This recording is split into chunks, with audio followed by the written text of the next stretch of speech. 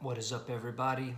I was out on a long run this morning after a medium length cycle, and the title for this video hit me, Money Found Me. And I thought it would be interesting for me to sort of explain where I'm coming from, sort of the angle that I take when I think about money and report on money and what's happening with Bitcoin.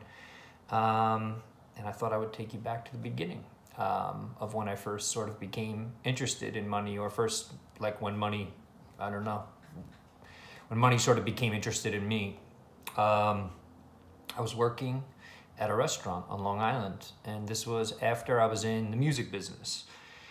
And I sort of burnt out of the music business. I made some choices that sort of tested my own integrity. Went against my own integrity. And it put me in a place where I was quite unhappy, quite burnt out. And I ended up moving back from New York City in with my parents for a little bit on Long Island. This is like my early to mid 20s. And while I was on Long Island, I started waiting tables at a restaurant, and this gentleman came in, and his name was Lou Ranieri. And I didn't know who he was at first. I did know that he was a generous tipper and that he often spent quite a bit of money at the restaurant. And this was around the time of the great financial crisis, 2007-8. And I got to know him a bit. I became his private waiter because I went from being just a waiter at the restaurant to the manager, and learned soon after that he was the person who invented mortgage-backed securities, which was the financial product that sort of collapsed the global economy. That's a bit of an unfair way to put it.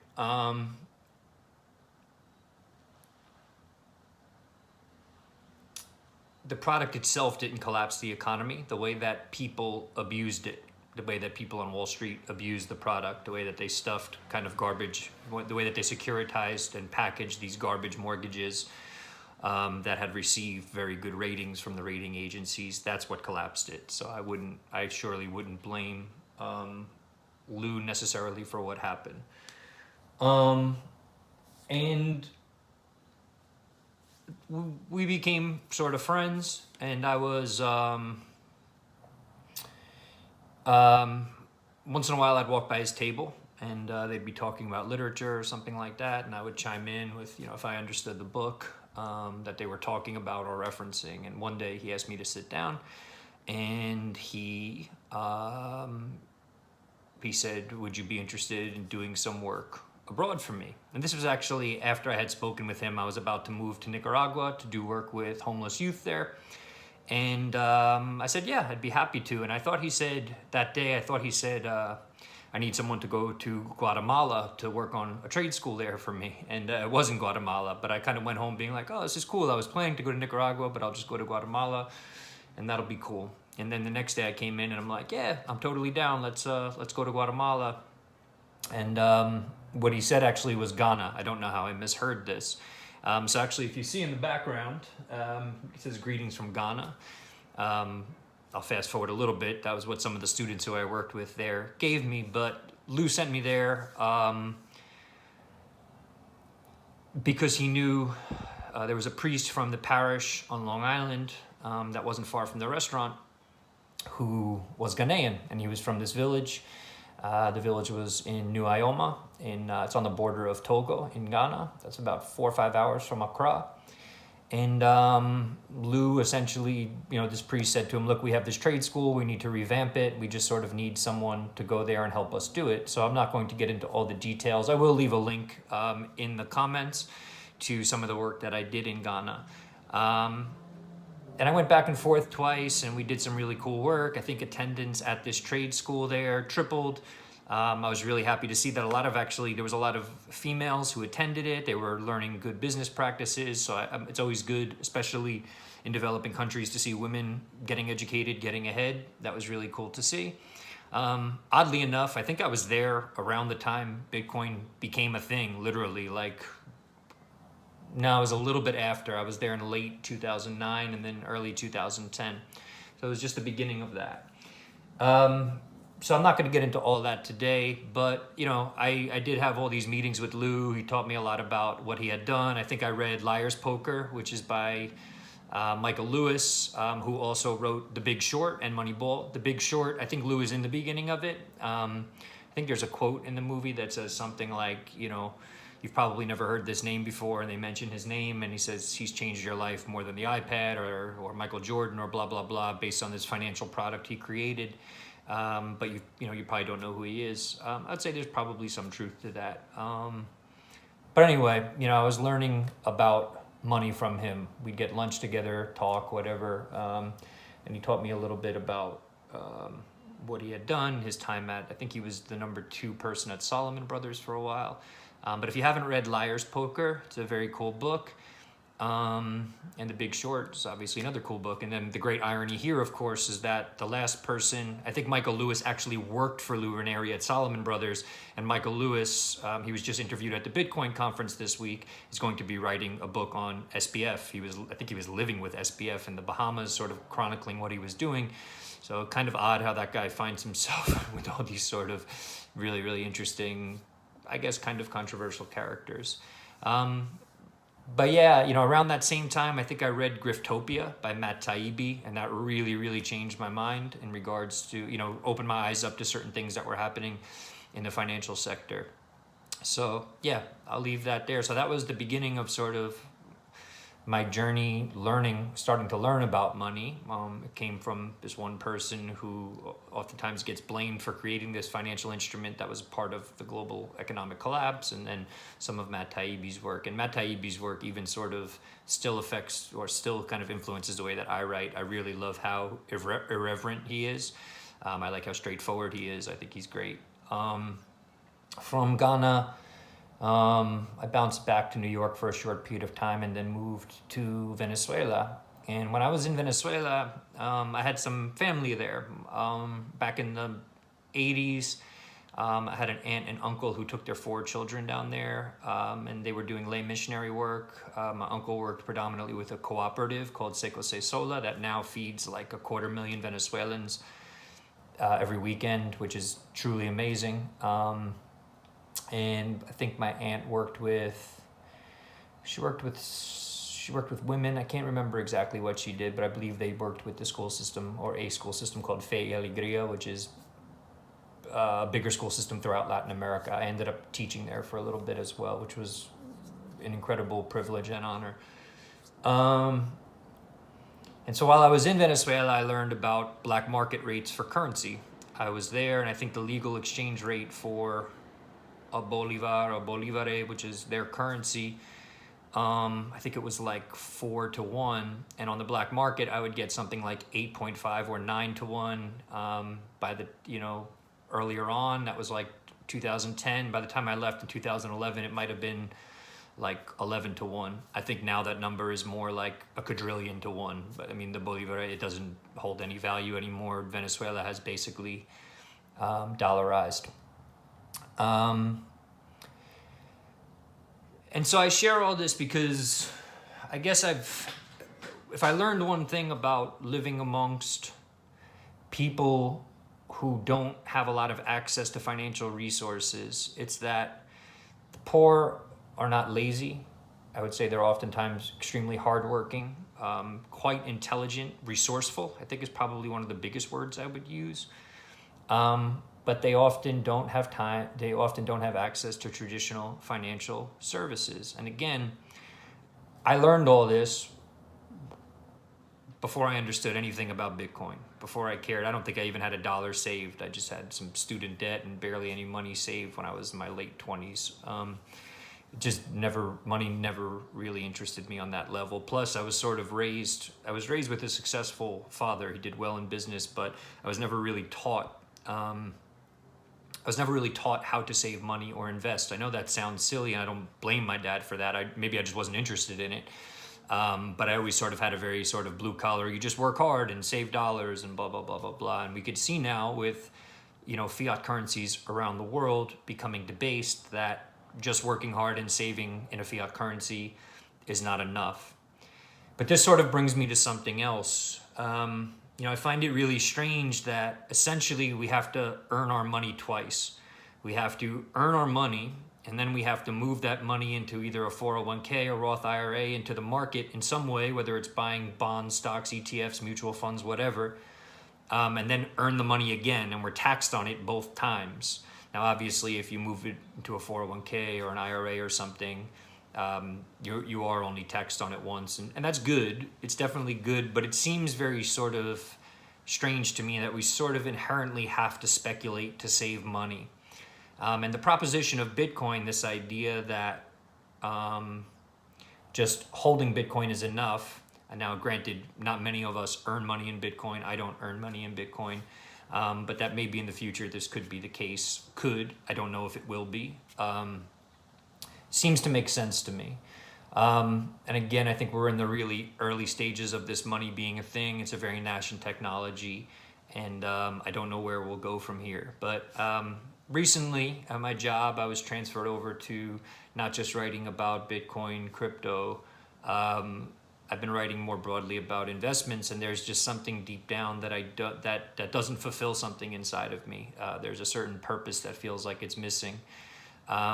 And I think it could just be, I don't know, I might just be like a brainwashed maniac. I don't really feel like that's it, but something in my gut does tell me to sort of push forward, focusing on Bitcoin, that this will have a dramatic positive effect on the world. And when I watch people like Jack Mallers speak, Jack Mallers is the CEO of Strike. I made a short YouTube short this week about the fact that Strike is moving their headquarters down to El Salvador, and I highly respect the integrity of that move. Him sort of finishing what he started, really believing in what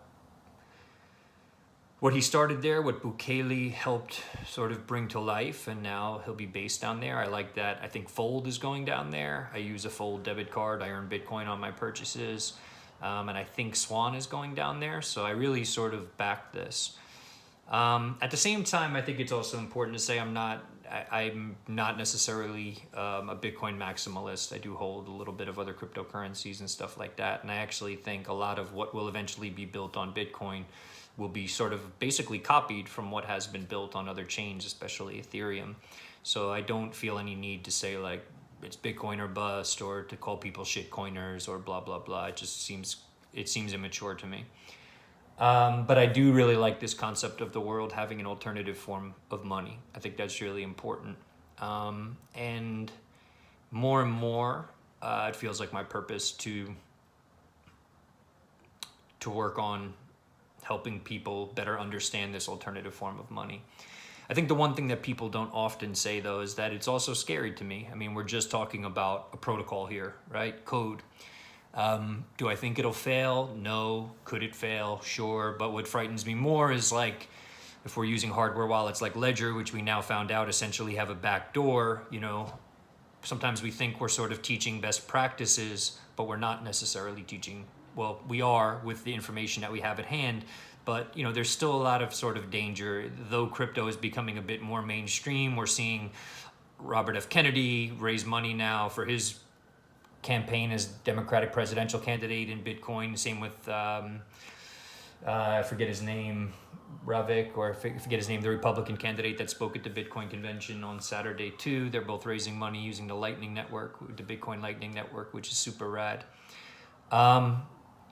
We're still in the early stages of this. We're learning that, spamming the network, what we're seeing with ordinals right now, can do some damage to the network. It can make transactions expensive. It's good for miners, for mining fees, but it can make things expensive.